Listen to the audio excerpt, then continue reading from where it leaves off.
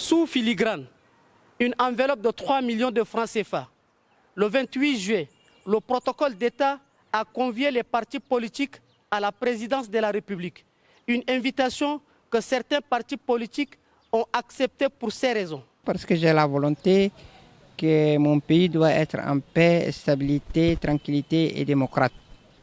Donc nous avons déjà annoncé la date d'un forum exclusif. Et je crois qu'il ne faut pas faire la politique des chaises vides.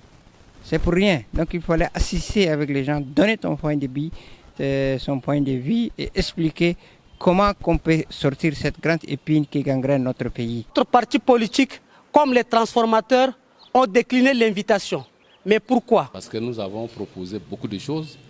Depuis la mise en place de CMT, on a proposé beaucoup de choses pour la bonne marche de la transition et bonne organisation du dialogue.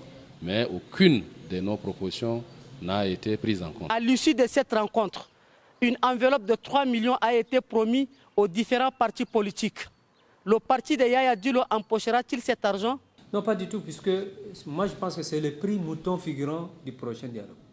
C'est comme ça que moi je l'appelle. C'est le prix du mouton figurant du prochain dialogue. Parce qu'ils savent pertinemment qu'ils n'auront pas les hommes et les femmes sérieux sur la question de la vie nationale, qui veulent un dialogue qui va transcender toutes les questions qui ont toujours divisé les Tchadiens, à savoir la mise en place d'une institution réellement démocratique, à savoir la mise en place d'un processus électoral crédible qui va aboutir à l'alternance démocratique. Cette enveloppe serait allouée à la classe politique tchadienne pour permettre de préparer le dialogue national, annoncé pour le 20 août. Mais beaucoup ne voient pas de cet œil. Ça sent une corruption.